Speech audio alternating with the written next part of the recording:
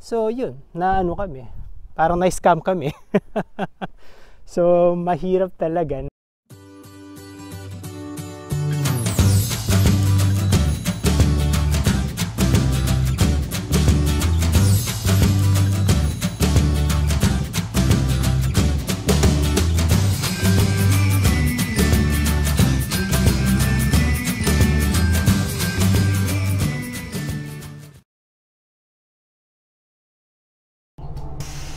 Thank you.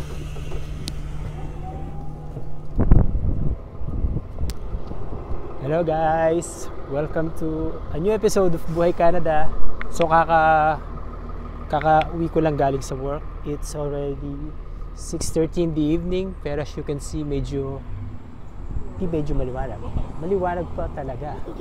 So, naisip ko lang habang nakasakay ako sa bus, ba't di natin pag-usapan kung gaano ka-importante yung pagkakaroon ng kotse dito sa Canada.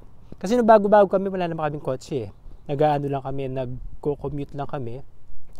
Pero eventually, marirealize mo na hindi luxury ang kotse dito, kundi isa siyang necessity. Especially kami, nung dumating kami rito, 6-month-old lang si Tay nun. Matawid mo na ako. 6-month-old lang si Tay nun. So, kailangan namin ng kotse.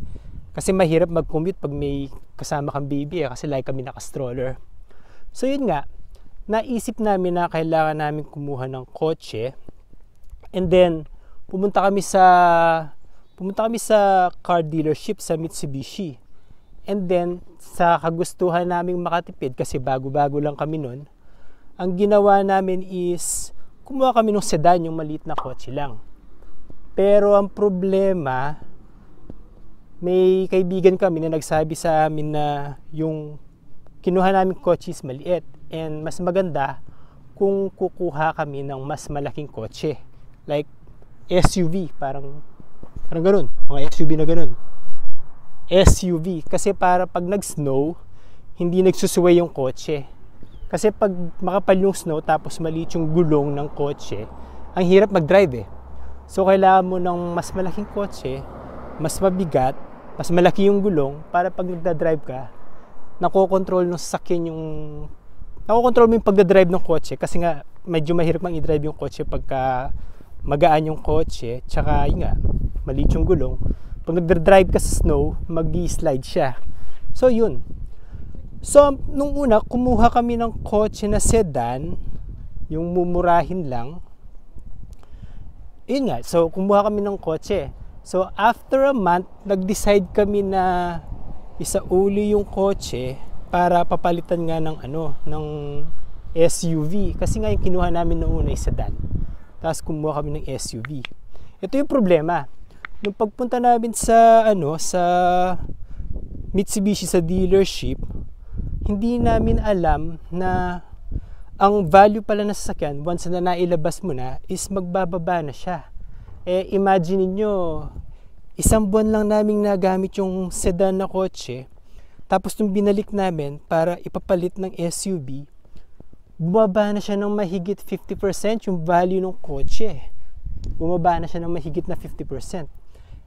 Eh, sama-sama ng loob namin. No? Kasi dun sa sedan na yun, nag-down payment pa kami ng 3,000 Canadian dollars eh.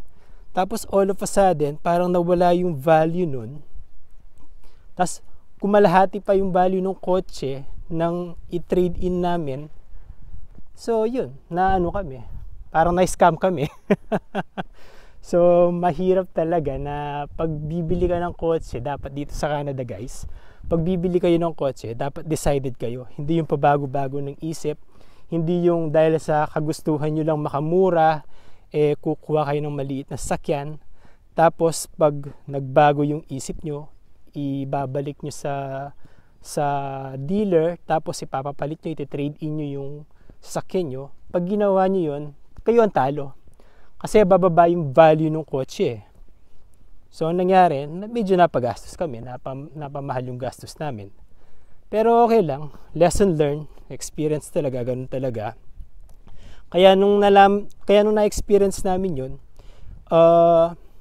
tuwing may magtatanong sa amin kung paano bumili ng kotse, sinishare namin yung experience namin kasi ayaw naming ma-experience nila yung ganun, yung na-experience namin na parang na-scam kami, although hindi naman talaga siya scam, pero parang na-scam kami kasi almost 50% ng value ng kotse bumagsak in 1 month's time. So nung pinapalit namin kung yung halaga ng kotse is 25,000, yung sedan, kung yung halaga ng sedan is 25,000, nung binalik namin, nasa 12,000 na lang. Tapos bibili ka ng bago, iti-trade in mo, ang bibilin mong bagong sakyan is mga nasa 30,000, para nagka-doble-doble na yung gastos namin. So yun guys, basta ang may papayo ko lang, hindi luxury ang pagkuha ng kotse dito sa Canada. Isa siyang necessity, at kailangan kasi talaga, lalo na pagka nag-i-snow at umuulan, especially pagka nag-i-snow, napakahirap mag-commute pag nag-i-snow. Kasi yung dating ng mga bus sa mga bus stop, iba-iba Merong 10 minutes, merong 15 minutes, merong yung iba nga nasa 20 minutes tsaka 30 minutes So ganun yun. At saka ano pa ba? Yun. Pag kukuha kayo ng sasakyan, make sure na titingnan nyo yung option nyo at make sure na final na yung kukuhanin yung kotse. Hindi yung pabago-bago para hindi kayo mapagastos, hindi mapadoble yung gastos nyo. And malapit na ako sa bahay namin. Ay, hindi pala bahay, apartment. Yun yung apartment namin. Ayan. So dito yung area namin. Mga 5 years na kami nakatira dito So ayan, ito yung area namin. Doon, may school doon. Sa area na yon. And ito yung kotse namin na nabili. Ayun yung kulay blue na yon. Yun yung kulay blue na yon. Ito yung pinagpalit namin. Yung dati naming kotse kasi is kulay blue din na sedan. Maliit. Nagsusway. Pinalit namin siya ng SUV. Pero basic yung pinaka basic model na automatic siya. Kasi nga, napagastos na kami dun sa sedan. Kaya ang kinuha namin is yung basic na lang. Hindi na siya maraming accessories. Hindi na siya wala siyang GPS, wala siyang Bluetooth. Basta basic lang. So, ayan. Ito yung building namin. Ayan yung building namin. Katatapos lang ng envelope. Ito yung parking. Ayun, nandun yung school. 7 o'clock na pero maliwanag pa rin no? Tapos, ayun. Sa gitna ng building namin is may pool. Ayan.